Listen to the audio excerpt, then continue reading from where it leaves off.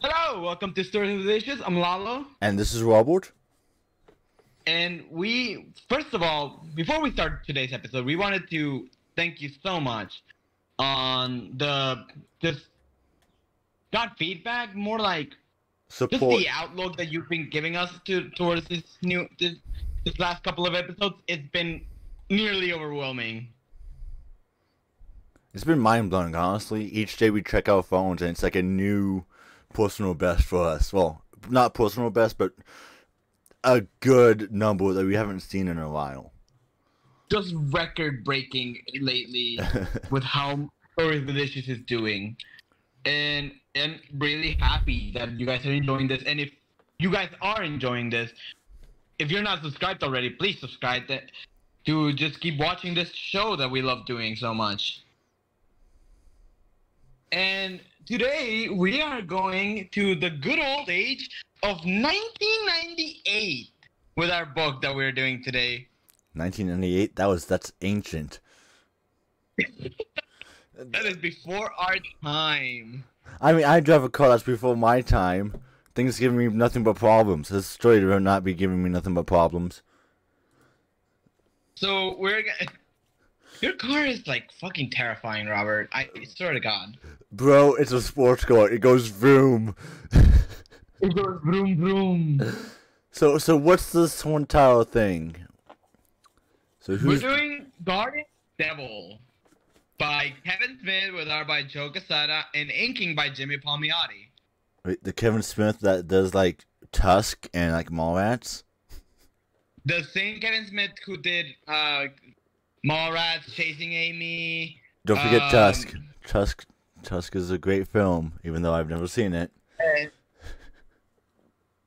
what else did he did Dogma, which is very, very much like what got him this job. Because, okay, so here's the story on that before we jump into the book, because I want to talk about how this book came to be, and then that would also give you some inside information on why this book is the way it is. So Kevin Smith is a huge movie director. I wouldn't say huge. I'd say he's indie with a huge cult following behind him. Well, yeah, but he was a massive director when he started out. He's pretty much your comic book geek that you always made fun of in like high schools and stuff, if he made it big.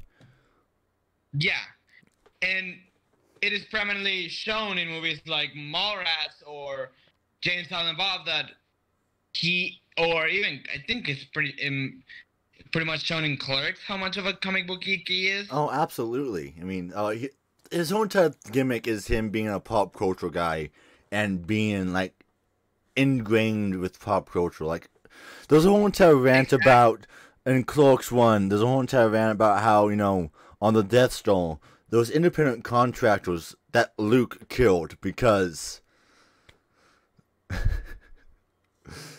Lala has not seen Clerks, so he has no clue what I'm saying.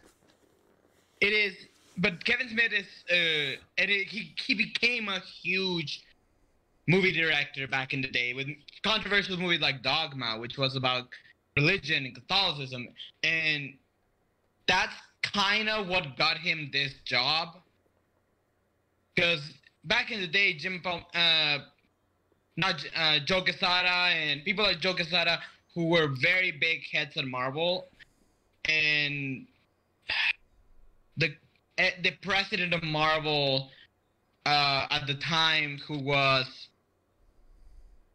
I am blanking on his goddamn name. I was talking about him too on comic book on our group chat, but I'm literally blanking on his name. It doesn't matter, does it? No. He went out of his way to seek out talent, basically. And along with Avi Arad and other people who were the heads of Marvel. Giant Avi Arad yeah. Avi Arad was one of the people who made some of the deals at reaching out to talent, as they now would call him. That's what they call them now. They call them talents. And one of those was actually big buddies with Joe Quesada. It was Kevin Smith, and that's how they got like the connection of like. That's how Kevin Smith got his foot into the door of Marvel, and in writing this book.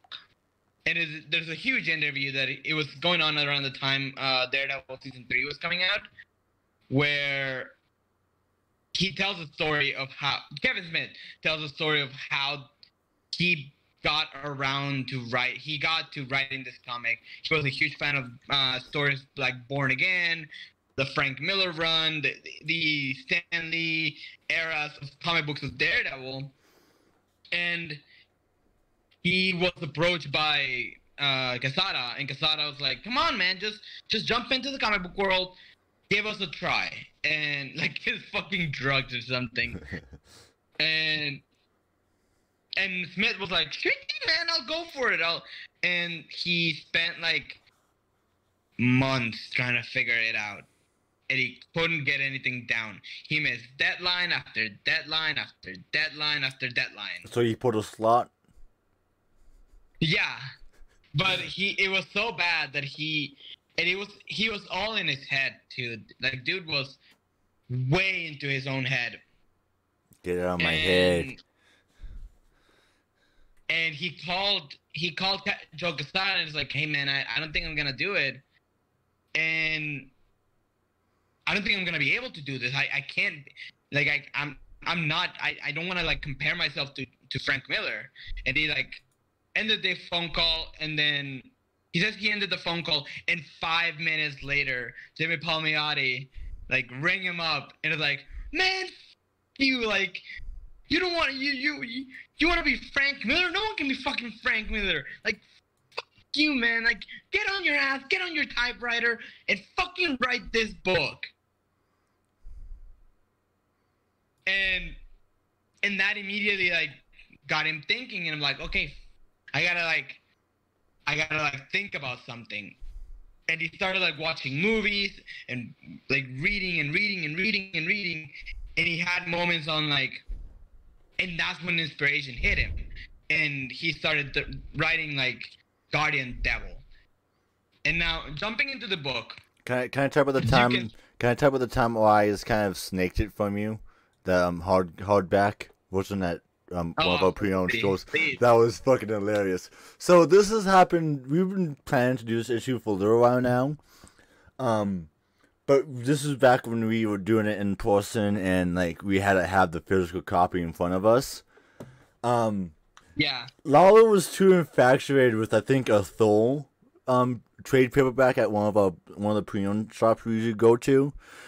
And, you know, I was just bored. I was like, "Oh, look, it's Guardian Devil." And Lalo got so pissed. It was hilarious. It was Doomsday Clock that I got distracted. Oh, yeah, that's right. You're doing the stupid, how many copies of Doomsday Clock can we find? And then I was able to steal it from you because you did that stupid thing. Sometimes doing a bit for the sake of like having fun with your friends is not a good idea, guys. Sometimes being too committed to the bit is actually a detriment. Who would have guessed, right? So, jumping into like the book, as you can see, we have a monologue of... Ooh, wait, what's this Marvel Knights line? If you don't mind me asking. Marvel Knights was a darker corner of the Marvel Universe that was set up by Joe Quesada, and it was launched with this book. That's actually the thing that sold the Marvel Knights line for Daredevil. That was one of the big, like... Does that mean we gotta do the Goth and this one of Punisher? Yeah. I mean, eventually everyone got a Marvel Knights book. Even Spider-Man got a Marvel Knights book. Ooh, spooky. It was written by Mark Millar, who wrote Civil War. You probably hate that, don't you? It's honestly really bad. Considering the fact that it's when we got the Gargan Venom. Oh, come on! You're saying And you don't like the Mark Gargan Venom? Come on, that's amazing. I don't like Matt Card. I like him more as Scorpion, to be honest. You know what that sounds like, though? It sounds like a skill A issue. skill issue? Yep. Fuck you. Alright, moving on. One of the cool things that, like, this is Kevin Smith's first time writing a comic book, and in the first issue, you can really see it. Like, they had to give him a crash course on writing comic books because the dude would not fucking stop writing. Holy And you can shit! see it There's in a the lot of this words on the page. Exactly. It's like the meme, like, cool. Sorry that happened. I'm not reading all of that. Yep. Nope. I know. There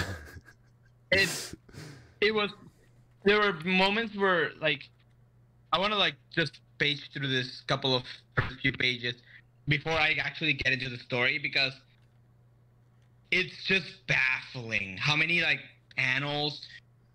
I'm pretty sure, like, he said, like, his first script for the first issue was 65 pages long. Fuck that.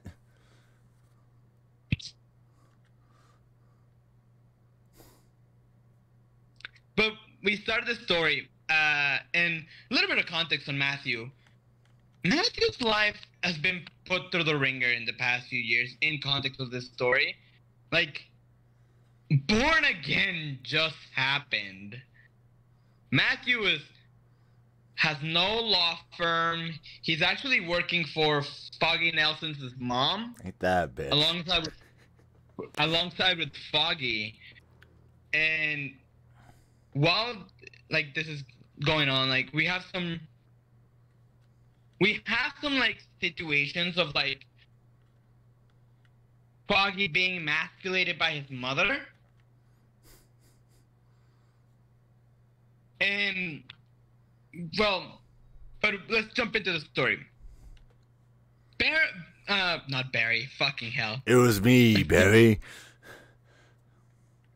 At the beginning of the book, we have this girl, this 18, 19-year-old girl who is running across the city, running across, like, basically, like, going through town, as we get, like, a monologue of Matthew, like, just saying his usual, like, Daredevil bullshit, which sometimes is frustrating. Oh. Okay, I'm glad that, you know, like, Zordowski and those guys don't just go on the monologue train. They show the action and very little. Absolutely. And it's like, such a blessing that it like, my first jump-in book into Daredevil, it was Chip Zdarsky's run on Daredevil. So was mine. And mine was just the second one that he has, the more recent one.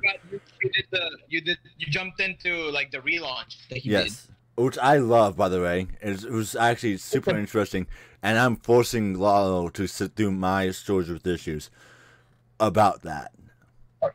We're doing, so I want to do first, like, mine on that, on the first run, and then you can do yours. Of course. I just need to go comic shopping so I can pick up the final few issues. But we get, like, this shot of Daredevil and the title of the story, which is Guardian Devil. And one of the biggest inspirations is, well... Holy shit. That's a cool ass panel. Yeah, I just can't really read that. It's like, it's cool. It's kind of unique. It's incredibly 90s. Yes. And, fucking, Joe Quesada made his bones as an image writer, image artist. Oh no. He's going to image again. Well, he did a book called Ash, which is a firefighter superhero. Interesting. So the girl is actually, like, about to get run by a car, while Matthew just jumps into the way, saves the girl, and is like stops the whole, like, the guys, basically. Because he's a good guy. And he's back. Yeah, he's back at the law firm. Is Mrs. Murdoch's Nelson's law firm, and this. Fuck. You know what? So many. I'm gonna say this right now. I'm not the greatest fan of how Quesada draws Daredevil. I'm not the greatest fan of Quesada's art. Period. I don't know. That Batman variant cover was pretty badass. For I Batman, swear was to it God. 900? Well, it was 900, wasn't it? Yeah, I know. That was a pretty badass cover. Let's jump ahead a little bit. Alrighty, just a bunch of filler that happens. Yeah, just fight. God, after, more monologuing. Jesus Christ. Basically, Matthew is the girl who we see is a teenage girl who goes to Matthew and to deliver the baby. And she basically says to him, like, this is my baby, but I didn't have sex with anyone. Oh, what the fuck? Oh no. And Matthew's like, and he hears her heartbeat and realizes she's actually like telling the truth. And Matthew's like, okay, yes, I am Catholic. And I've been training for this. I've been training for this moment my entire life. I've been training for this my entire fucking life. And you know what's the funny part is, as a Catholic, that pained me to say, but also I found really funny. and she's like, this is the new Christ. Holy shit. Okay. Holy fuck. Literally. Yeah. And Are you in issue 2 or are you and still in issue 1? yeah, I'm still showing issue 1. Oh, I'm way and ahead of you then. Well, she's like, basically, the baby is delivered to Matthew and the girl dies. That's quite unfortunate. Into issue 2. Oh We get- gosh, I thought there was I thought I was at the end of the page. There wasn't. No, I was like at the halfway point. What? Oh no, I was like when she was at the gates of heaven. That's where I was at. I thought that was where the book ended, because that's where you would think, you leave that on that and start the next. But no, I guess not. So Matthew is back home taking care of the baby. And Black Widow, Natalia Romanoff. Okay, appears I'm gonna say this right now. I like how Quesada draws Black Widow. Of course you would. Straight up. Okay, says the man that's like fangirling over the new MJ design. Hey. She is gorgeous. I think it's the hair.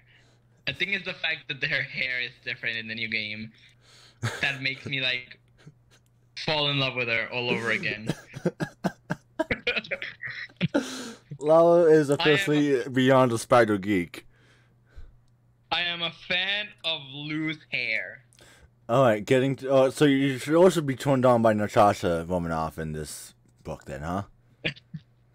Anyway, Matthew's room, like the living room, looks like a fucking mess.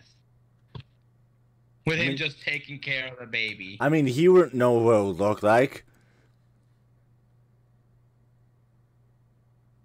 And I think it's pretty much like a joke of like, this is what a man taking care of a baby would look like. The man's Like, blind. He doesn't know where he's putting stuff. There's stains on the fucking wall. Of milk. Again, the man's blind. And Natasha's basically like telling him that he is unfit to take care of the baby. I mean, he was blind. He is blind, so like, is she entirely wrong? You can see it in a technicality. Only because he's a superhuman. Or metahuman, or whatever you want to call him. He's a superhuman. There's no alteration. There's no like genetics with him. So he's a superhuman. So like if someone else was just a blind person on the street, you wouldn't trust him with your baby, would you? No, you would. I would fucking not. Exactly. The man's blind. Natasha has a point. But like, Natasha like takes off with the baby, and Matthew is at his office, and we meet this character called Macabre.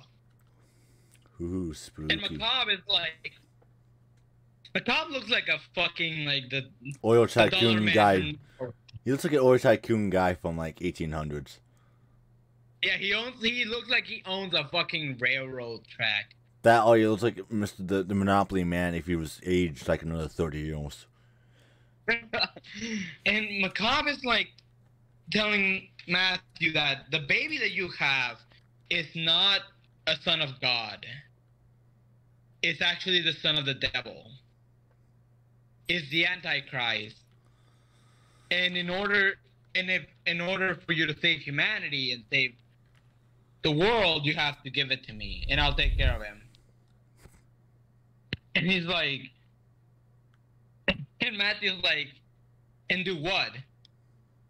And the guy is basically like, don't worry about it. It's cool. And Matthew can't actually like get a proper read on him. So he can't tell if the guy is lying or not. He feels like this aura around him, which is throwing him off by a scent. But he leaves, and he actually leaves his calling card, which is that of a cross. What is going on with the page with like the Hulk and Spider-Man and all that shit? Oh, dude, I don't fucking know, dude. I could not understand it when I read it. Bro, I was so weirded out. There's so much text on this page, it's not even funny. It is Kevin fucking Smith, man. I'm telling you. Bro, dude wrote like 75 pages worth of a script. Maybe they shouldn't get film writers to write for fucking comics. Apparently they didn't learn the lesson with Kevin Smith, because they also brought on J.J. Abrams for some Spider-Man issue.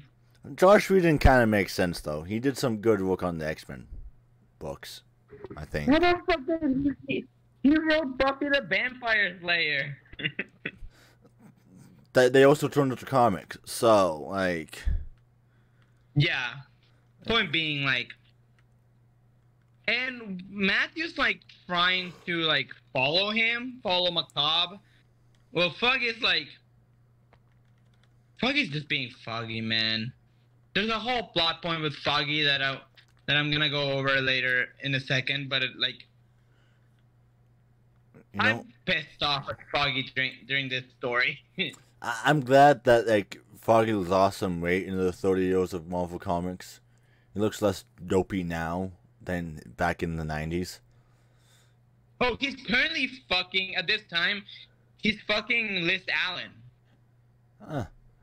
Oh, wait, no, fucking, wait, technically, Foggy Nelson's dead in the current one.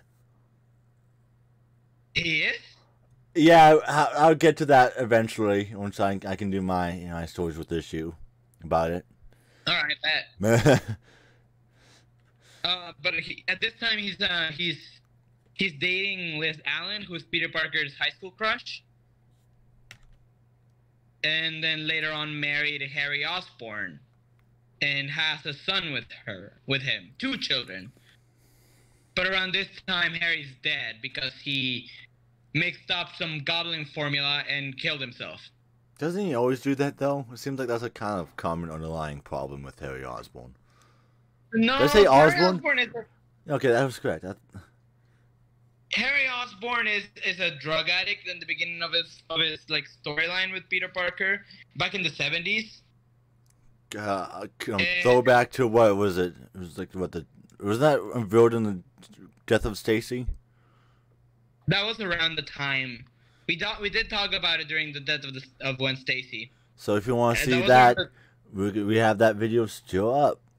Kind of antiquated compared to our current stuff, so it might be boring to sit through. So Harry was a bit of a druggie at the time, and that was like the 70s. And around the 90s, he became the Green Goblin, and accidentally like created his own formula of the Goblin Serum, and then injected himself with it, and then OD'd again. Yeah. So, and then that's how he fucking died too, which is hilarious to me to think that he died because he was stupid and he was too stupid to figure out the Goblin formula. Oh well, moving on. So Matthew gets attacked while going after Macabre, and then he runs off. Bro, and we find out that imagine the blind you're about to rob a blind man thinking he's blind, and then he starts hopping on you. He pulls a 1-2 right hook. Yeah, it's like, hey yo, give me your wallet, old man. You blind man, you can't see me. And then he just turns around, breaks your kneecap, and then hops, and then kicks you in the face. Yep. And then, while that's going on, we find out that the girl, who had the baby, who gave it to Matt, she gets killed. She dies. I think that was already kind of revealed, wasn't it? Yeah, I said it. I said it prematurely. Or she was at the gates of heaven in the last issue. I would think it's a little premature. I think it was pretty apparent when she was at the gates of heaven in the last issue. And then Matthew actually she's talking to Natasha, and Matthew explains to her like what Macabre said and how like this kid is the Antichrist. And Natasha's like, okay, said some guy, right? And Matthew's like, but he is the Antichrist. Like I feel it. And Natasha's like, Matt, no, this is bullshit. And he grabs the baby and fucking throws it off of a building. I mean, mood, Matt, mood. And Natasha's like, what the fuck? And dives for the baby. And Matthew like throws his billy club at her. She gets like, he saves her, pulls her back up, and she's like, what the fuck is your problem? Imagine the trauma this kid has. I'm taking this baby and I'm leaving you here. You're unfit to take care of this baby. And she takes the kid and like leaves. And in my head, I think Matthew was like, yes, mission accomplished. Let's fucking go. Your headcanon is that he's putting on an act. Yeah, he's straight up like, he doesn't give a shit about the Antichrist bullshit. He's just pulling up an act so she can take care of the baby, and he doesn't have to pay child support. While that's going on, I don't think that's how that works, but okay. I don't think that's how it works either, but like, fuck off. While that's going on, Foggy's meeting up with a client that it's basically like she is trying to get a divorce lawyer, is trying to get away from her husband who is abusing her, and probably like, trigger warning by the way, but making her infertile or giving her like something to make her infertile. Sterilizing her. There you go. Right? Yeah. Okay, the more and more I look at Joe Quesada's art, the more and more I agree with you. It kind of has that John Romita Jr. of, like, nowadays problem.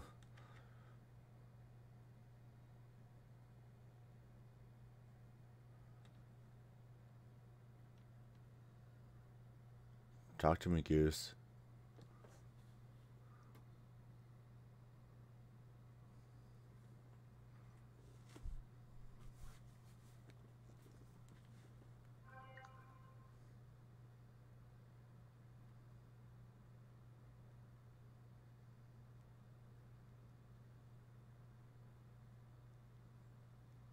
regularly scheduled like blood tests that they do Hey, Lalo, for you, her. Lalo, you were silent for like a solid 3 minutes.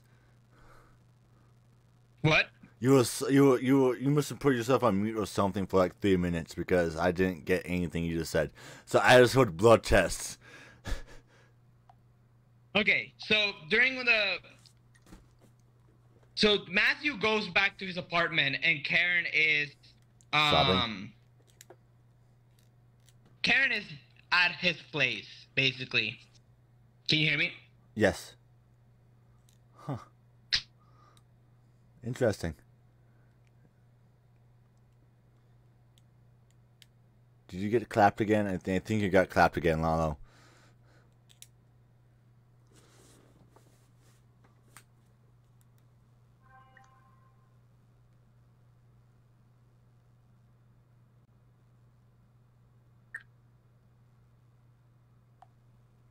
Robert, Yes. did you hear me? Negative. What did you not hear?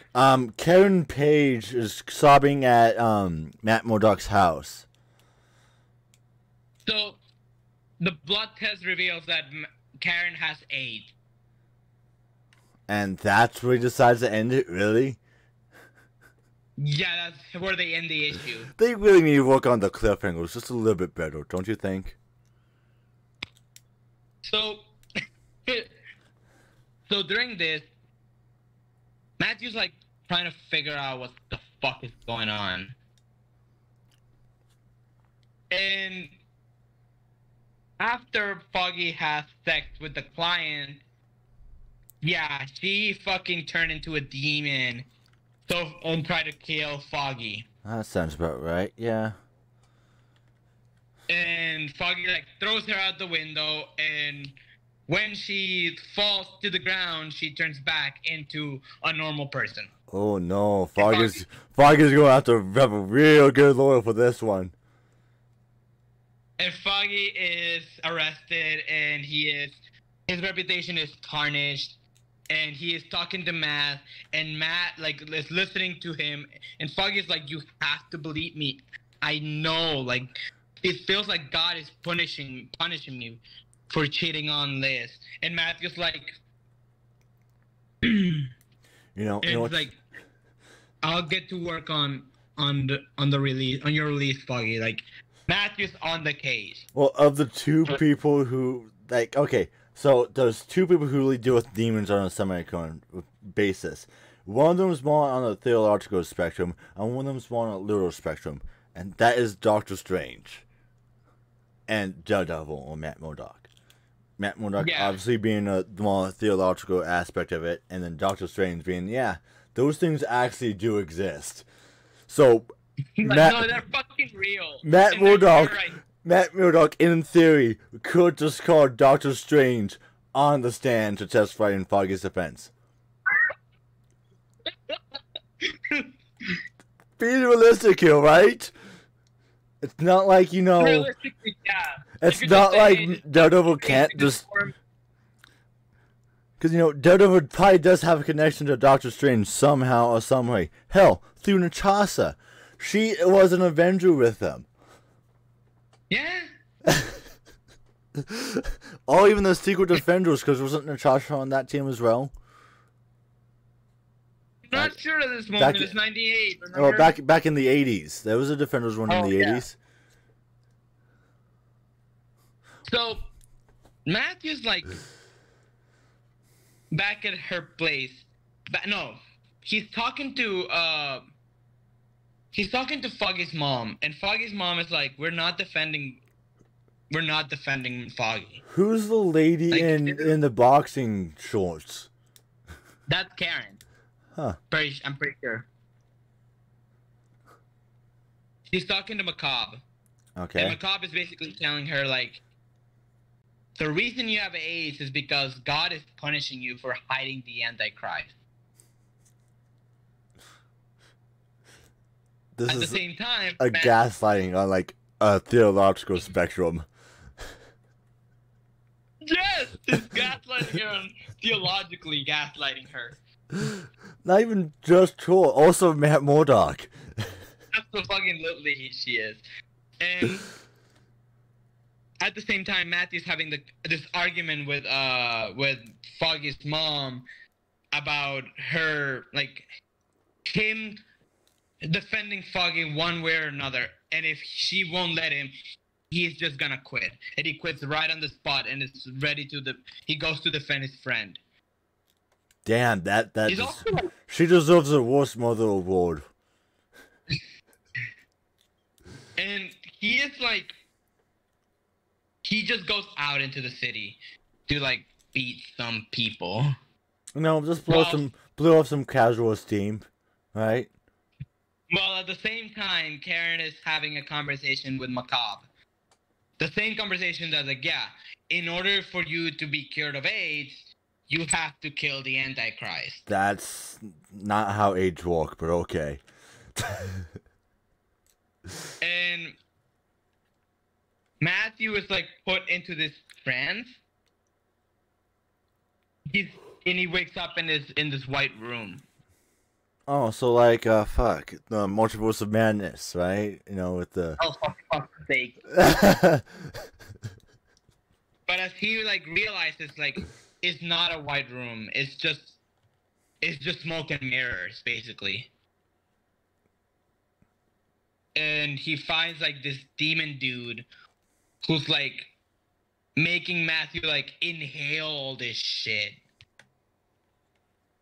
And Matthew, like, gets out and starts breaking the white room, starts shattering the whole place, and escapes through the window into the night. And as he, like, dives out of the window into the street, he almost gets hit by a car, and that's how the issue ends. Bro, what the fuck? That's truly a filler issue. Absolutely. Dude. This story is 8 issues. I can't believe you were I can't believe you were hyping this shit up. This is kind of low-key kind of disappointing at the moment. Well, it gets like, it makes sense. At the end, it all wraps up pretty neatly in a bow, in a nice little bow. If you say so.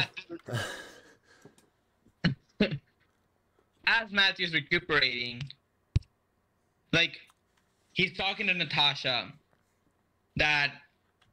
about, like, Matthew's clearly fucked right now. He is clearly drugged. He is freaking out. And Natasha has the baby. So Matthew, like... Hold up, my browser just locked up. Oh, fuck. Yeah, it's real hot. Okay, now that goes. Okay. He looks at the baby, right? He grabs the baby. Not again. Matt, you can't keep throwing the kid off the building. Come on, Matt. He's about to grab it, and Natasha's, like, trying to defend the kid, and he grabs her on a chokehold. Kinky. And he takes the baby away from her, looks at the baby. The baby looks fucking demonic, and jumps off the building. How does the baby look demonic? The baby looks cute. He looks like a baby, like, drawn by a shitty artist from the 1998. But you gotta look to it, you gotta say, shit. Okay, look. Why is my Google on? What? One moment. But you gotta say shitty and demonic. Demonic in the context of the story would mean something completely different than, oh, he looks shitty. I'm not saying that the baby looks demonic. I'm just saying that he looks shitty. You said the baby looks not demonic. It's not implying meant to be. In the story, like, it makes. No, I don't mean like in the story. I just mean, like, looking at the baby. That baby looks like a demon. In the context of the story, the baby is not demonic in any way, shape, or form. That's what I'm gonna say. Bro, right spoiler alert! Come on. Well, we don't know that still. Well, you just said in any shape or form the baby's not demonic, so... Oh, no, like, the kid doesn't look like that right now. He's not meant to look like that. You know, I'm just saying, like, he looked like that currently. You know when I say I'm too committed to a bit, we're getting to the point of overcommitment. Exactly, like, and he takes a dive off the building. And that, like, the adrenaline, like, gives him a high. a rush basically, and he like all the drugs that are on his system like start to wear off. As he reacts, he like throws his billy club and falls in the church where his mother is at, and he like passes out from his wound to his in the door of his mother's convent. Lala, I want to say something right now. In the Catholicism, sometimes they refer to nuns as mothers, as in like. But that's his mother, though. Like an actual mother, or is it just? Yeah, that's his actual mother. Okay.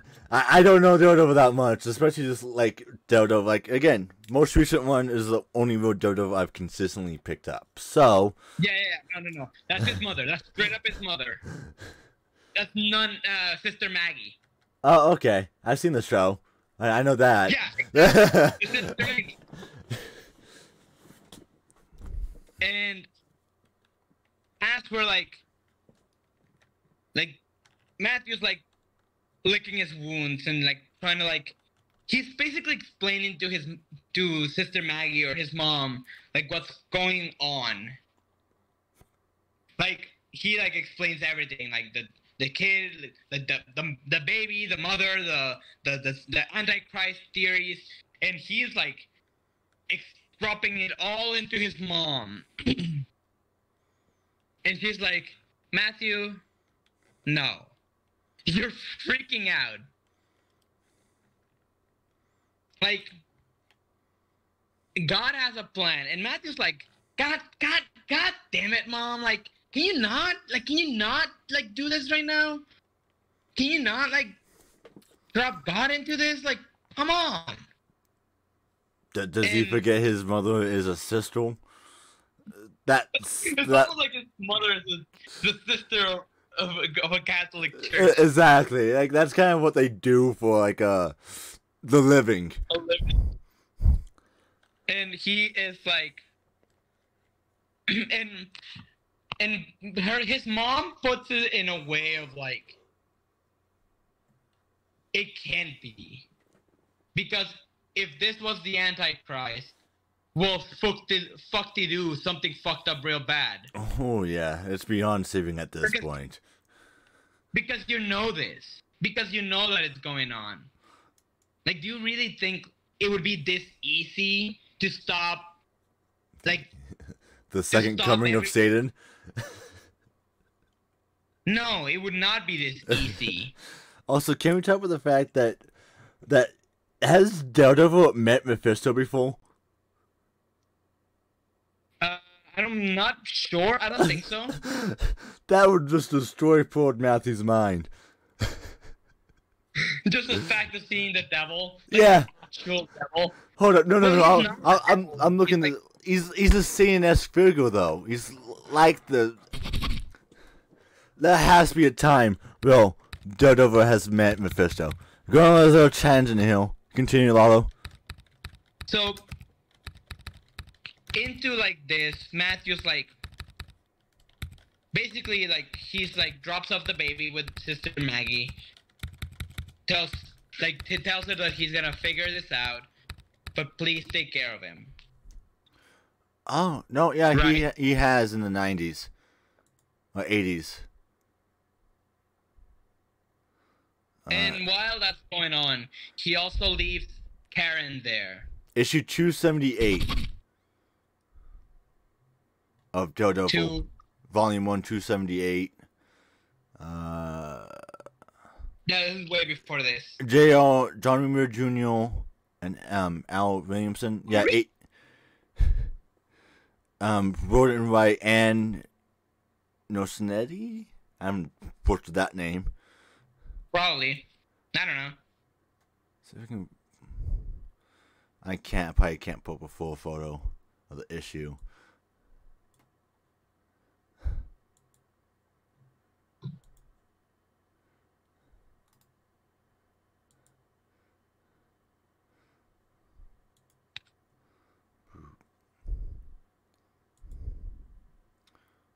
And after that, like that talk that Matthew has with his mom, he goes to talk to Karen.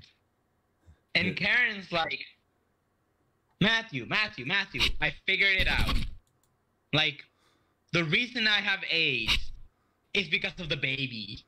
That's not how that works. Not one bit. Nope.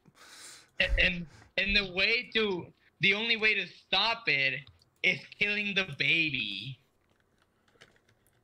And Matthew, like, launches into this monologue. The fact she's also happens to be at that church as well. Yeah. And Matthew's, like, yelling at Karen. Like, the reason you have AIDS is not because of a baby. It's because you went around and slept with 1,000 people while doing porn. So if you have someone, if you want to blame someone, look in a fucking mirror. Look at yourself. And she, like, starts crying and runs off. On this episode of How Poorly Comics Have Aged. Exactly. And Matthew, like, looks down and like, what am I doing? I still want to fuck this girl. Like, damn it. Do you now, though? I mean, like, she know. And at the same time, Macabre is getting everything ready, signing the documents to hire someone very, very special. Oh, no, not Bullseye. Fuck, it's Bullseye. It's fucking Bullseye. And one of the rules that he gives him is, like, you can't kill Daredevil.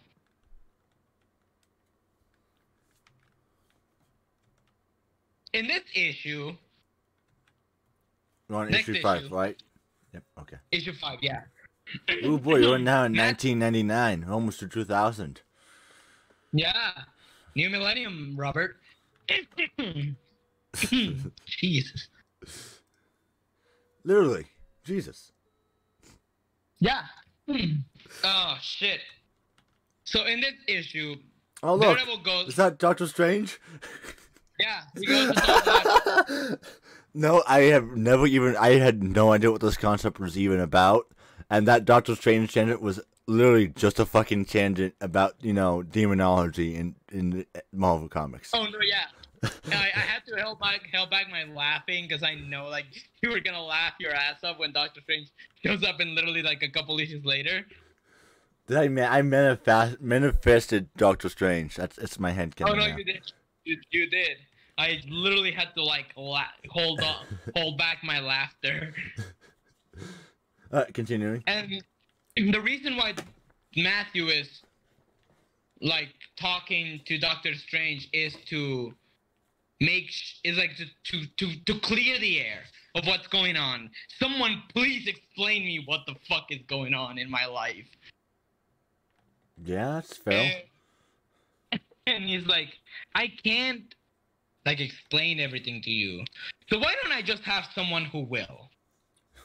And he, like, casts a binding spell. He's about to cast a binding spell while we see Karen, like, trying to, like, figure out her life, basically. Yeah.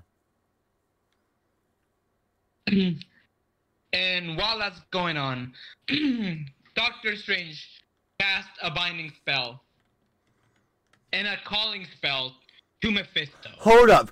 Oh, hold up. Wait, again, I haven't seen, even the other concept about this. How the fuck am I doing this? Is this my brain just like, oh yeah, that'd be funny for these two to pair up?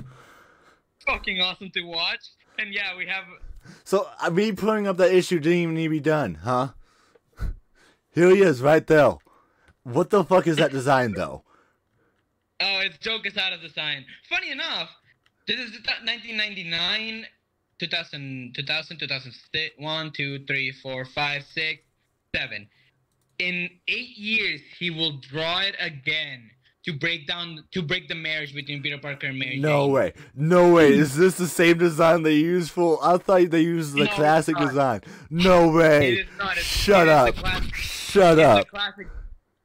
It's a classic. They use the classic design for One More Day. Okay. But Doctor Strange is like talking to Mephisto and saying like, I got my friend right here. He doesn't want to know who, like, he doesn't want Mephisto to know who it is. Understandable. Kind of keeping like He's also a Matthew's identity secret. God-fearing man as well. Understandable. Yeah. Also, can we just talk about that? That's like an extremely 90s design for Mephisto. Oh, fucking absolutely, dude. It has like that one thing, like one blade sunglass. And basically, Doctor Strange explains the whole situation with Mephisto, and he asks, "Is the baby Jesus Christ?" And Mephisto's like, "No. The second coming of Jesus Christ will be of an adult man." Basically, dropping like that on the Marvel Universe lore of like, Jesus Christ will return someday. Is that Sentry? No, it's not one. It's literally no one. Okay, thank God. Because doesn't Sentry at one point get his powers from God or something like that? I don't know, and I don't want to know. I don't care enough. Says the man who won the Marvel Legends Sentry figure. Yeah, because it looks cool. And Mephisto's like explaining the situation of like what's going on. Like, he tells Matthew that no, the baby's also not the Antichrist.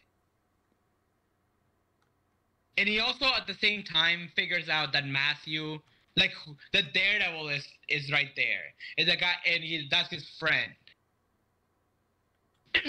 And Matthew like figures like, and Mephisto just takes the opportunity to taunt him, telling him that someone is really pulling your strings, Daredevil, and is fucking you. They're playing you like a goddamn fiddle. Bing bong. And while that's happening, he also says, "Oh, by the way, you better go check on your mom." Oh fuck. And while that's going on, Matthew like sprints out of there, goes back to the church, where Bullseye is attacking the church. Hey, look! This scene looks like the scene from season 3 of Daredevil. Ah! I recognize the callback. Yay me!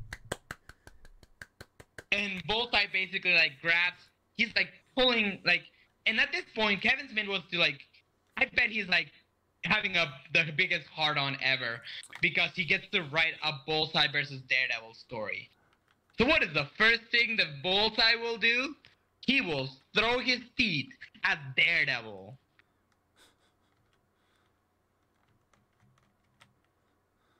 Robert? Yes? Yeah, nothing about that? Nah. And there, Bullseye like clarifies like he is under orders to not kill Daredevil, right? Yes. So, but he didn't say anything about like his loved ones. So Matthew like quickly checks on his mom. His mom is fine. During the fight, like, all Bullseye is asking is like, where is the goddamn kid? Give me the kid. And he's like, Karen is like, fuck it. I don't want this baby. This baby has been nothing but problems to me. Here. Damn. And I like the Karen Page from the show a lot more than I do the comics. And Bullseye like takes the kid, and by the time he takes the kid, it's already too late. He realizes that he has the wrong kid. It's not even a real child, the one he took. It's a doll. Oh, fuck. And Bullseye is fucking pissed. So he's about to kill like Karen. Karen pulls a gun on him. he is holding the gun, but he realizes like the fucking gun is empty. And Bullseye's like, fuck this, and he is about to leave, but he grabs Daredevil's billy club. And is about to like. He says, He manages to get the kid out of the hands of Maggie. Maggie? Yeah, I forgot her name for a minute. God damn it. For a minute, fucking goddamn owl. Fuck. And we're halfway through. This is gonna burn easily. Yes, I'm aware. This whole entire story is burning easily. And Daredevil, like, he takes Matthew's billet club, throws it at Matthew, like, fuck it. And Karen jumps in the way and is killed by the billet club.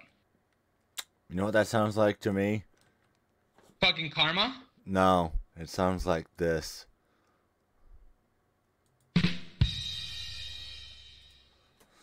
I didn't hear it. It's a boom. It was a drum sound, you know, funny drum sound, because, you know, poorly timed sound effects are funny. And Karen dies in his arms. Okay, cutting and that's through. Like, so Karen dies in Matthew's arms.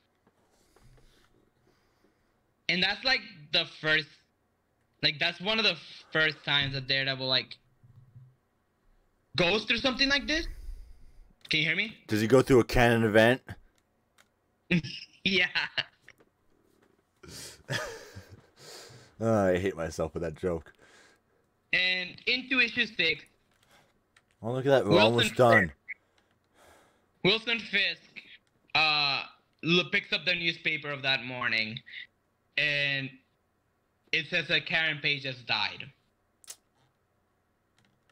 And it's like, fucking nice. Holy shit. Oh no, Matt, Fisk. put down the gun, Matt. Matthew is wrecked by Karen's death. And is about to kill himself. Where he, like, remembers one of the first few times, like the time Karen found out that Daredevil was Matthew. And how much love he felt from her at that moment.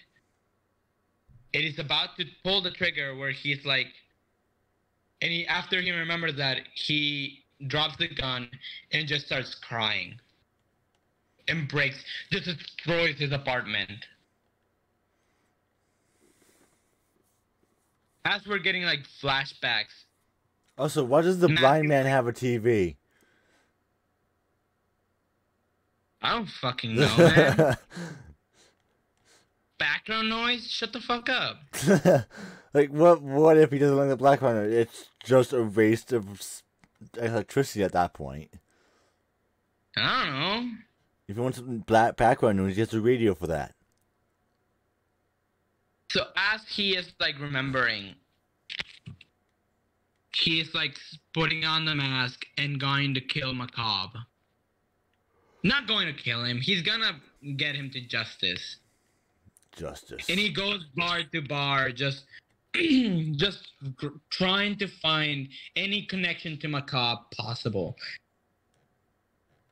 And Macabre is like, shit. I was actually expecting him to kill himself. I'm fucked. I didn't bet on him, you know, pulling together to, you know, exact vengeance on him. I didn't expect him to actually pull through this shit. Also, can we also talk about the fact that Macabre's towel looks like Nakatomi Plaza? From Die Hard? Yes. Look at that. To me, that's not Nakatomi Plaza. It absolutely fucking is. And it is New York too, so like it clearly goddamn is. Actually, Nakatomi Plaza's Die Hard 1 takes place in Los Angeles. Oh, fucking really? Yes, as probably 5 comments below probably already told us. Ah, shit. So basically, holy shit! No, this entire thing is a callback to Die Hard. The outside photo, and then like when he's that first lobby photo That first lobby panel. Oh, no, yeah. That's a straight up callback to Nakatomi Plaza. But this is also like, no, Holy this shit. is right even after. even those logos, even the logo back there is like Nakatomi Plaza. I think. Not too sure. No, yeah. If I recall correctly. And then Matthew like goes into like he's basically fighting against every level of the video game, trying to get to the final boss. So he fights like ninjas from the hand, goes through like the elevator shaft, and as he's like getting there, just hellfire wraps around him, and Karen's engulfed in those flames. And the big monster demon, he starts fighting Matthew. Matthew like gives him everything he's got, and as gunfire is going off behind him. And Matthew just takes them out, all one by one, as he gets to the final roof, and it's fucking Mysterio. Make fucking excuse me? Say psych right fucking now. It's not. It's Mysterio. Jesus Christ. The last page reveal is that Mysterio was behind all of this. Fuck. Lalo, I'm pretty sure you oversold this story by like a mile. It's fucking great. Shut up. By a fucking mile. It's fucking Mysterio being the main villain, really? Oh, hold on. It'll be explained in a minute. There's no explaining this. No. It is. It's awesome. It better be. Because Matthew just sees Mysterio, and it's like starts beating the shit out of him. Bro, spoiler alert, I'm still loading the fucking page. Oh, okay. Is it loading? Not yet, it's not downloading it. But really? Mysterio? Yeah. Come on. Once you find out like why and how and like everything around this story, you will like this. This is fucking hilarious. This better be like the two greatest issues ever in Daredevil history, which is saying something. In Daredevil history, there's one that he fights Captain America, and honestly, on God, that's one of the greatest issues ever. Dude, like Karen died, and she's been dead since then. Meh. Come on. Okay, is it loaded? Yes. As that's going on, like Matthew just starts beating the shit out of him. As Mysterio just starts monologuing, it's like, wait, please let me explain. The baby is locked in a room with no air, and it will run out of air in 10 minutes. And I'm not gonna tell you how to get in there or how to get her unless you let me finish my monologue. I'm gonna say this right now. There's way too much dialogue and everything like that. Absolutely. But there is such a Kevin Smith, like, and Matthew like looks at him. And he's just tired. Matthew's just tired to being paid. He just follows Mysterio as he explains his Machiavellian scheme. And the reason why is because he has cancer. Mysterio is fucking dying, and he wanted to pull one final like scheme, one final trick. It was just a prank, bro. It was just a prank. He was gonna go for Spider-Man, right? Yes. But then he found out something he heard something, a rumor about Spider-Man being a goddamn clone. Oh God. Oh God. It's like, well, I can't play a trick on Spider-Man when he himself is a trick. Jesus fuck. Jesus fuck. So what you're saying? So what you're saying is that because of the Clone Saga, we got this stupid storyline. Because of yeah.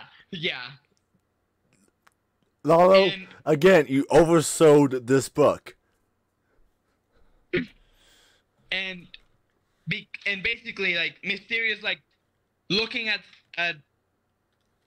so he's like explaining how he's into the situation where he basically went and got a meeting with Wilson Fisk,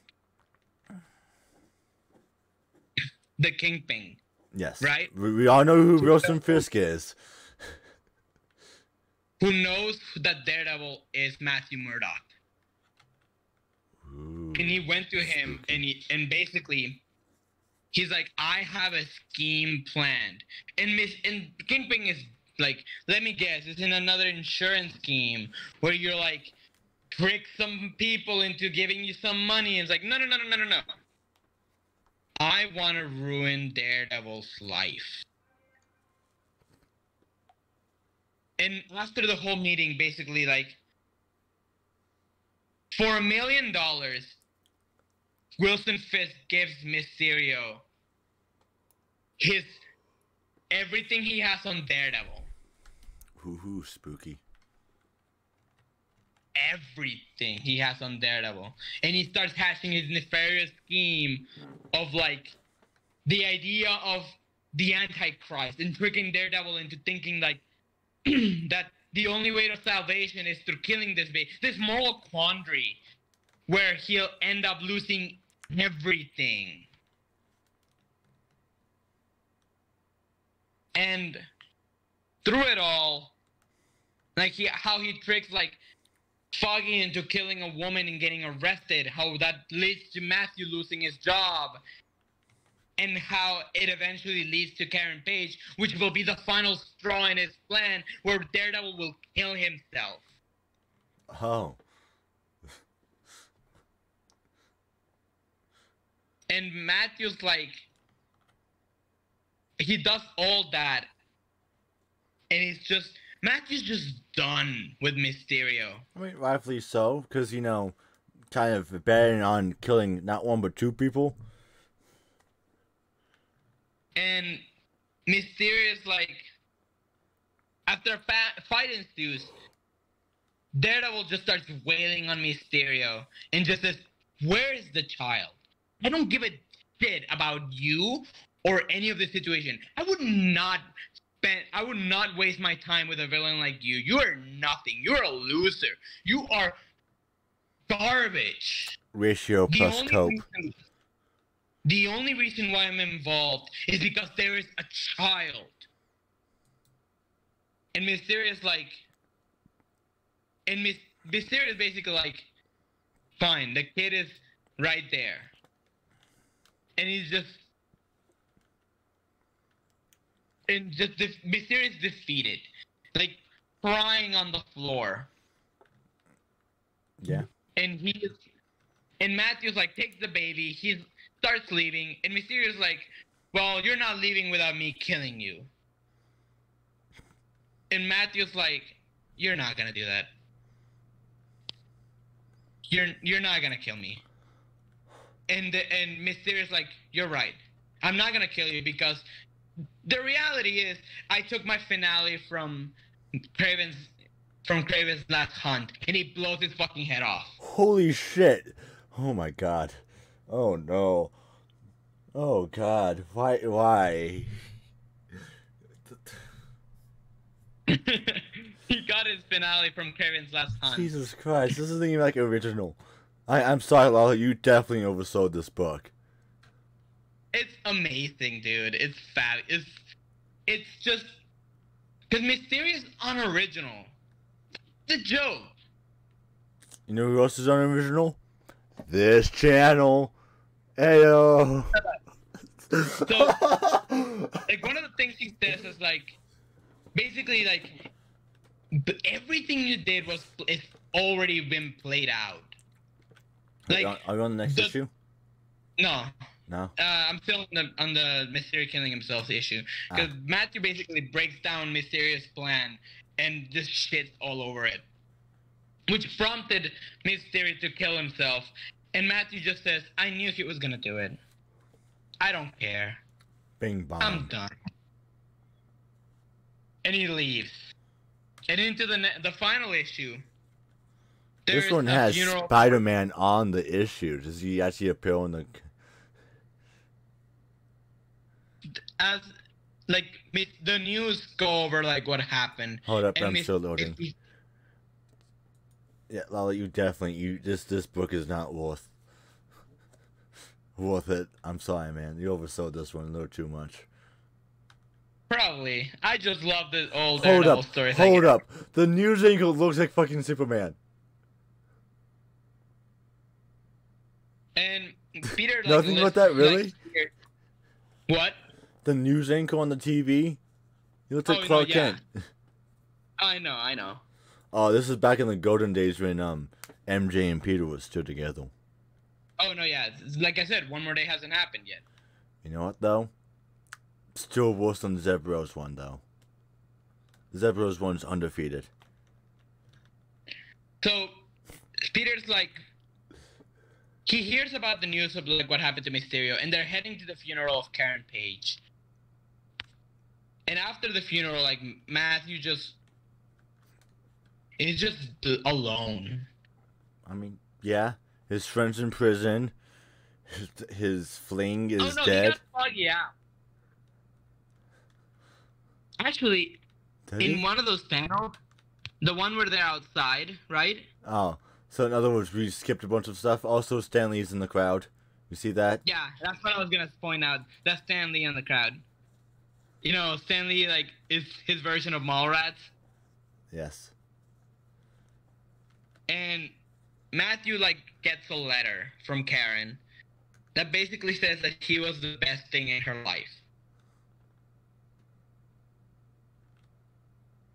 And he reads that and cries.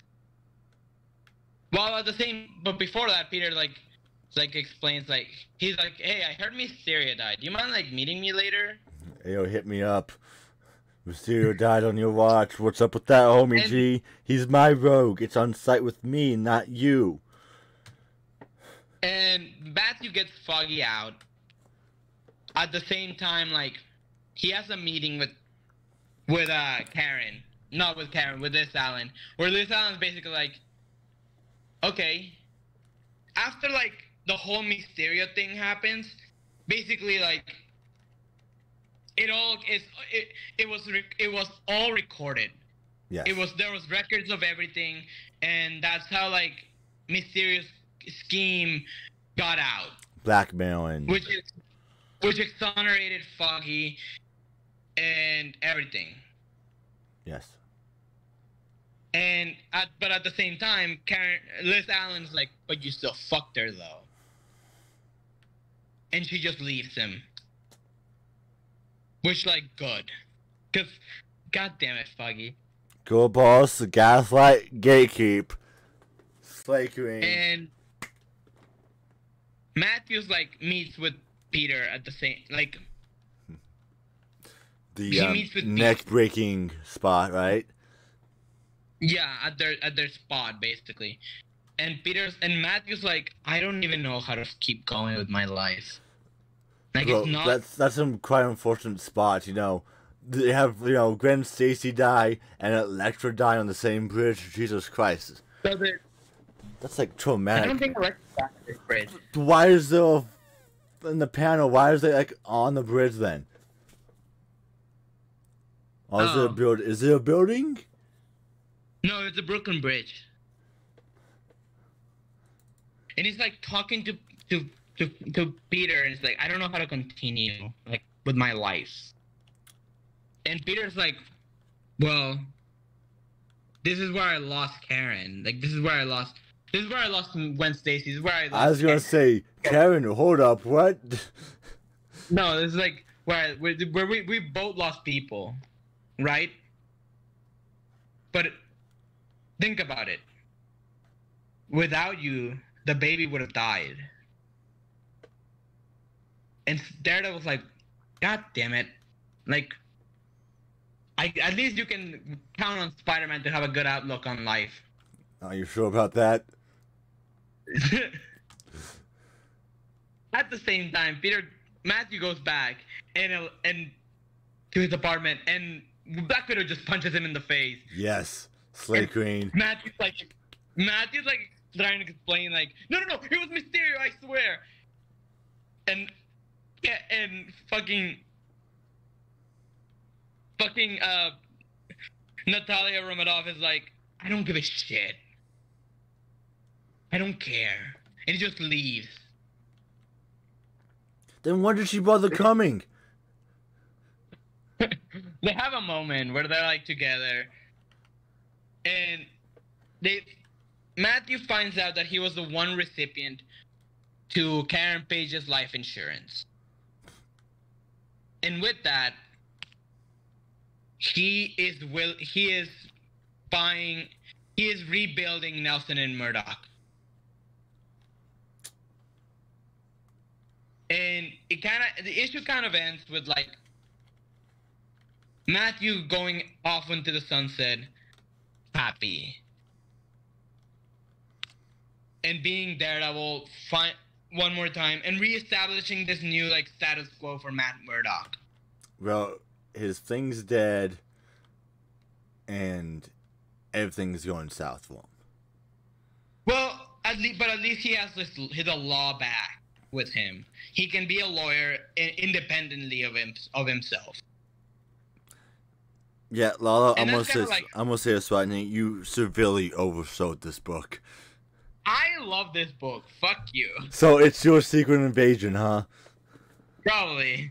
There we go. There we go. Yeah, it's your Secret Invasion. Oh God, that was so much just meh.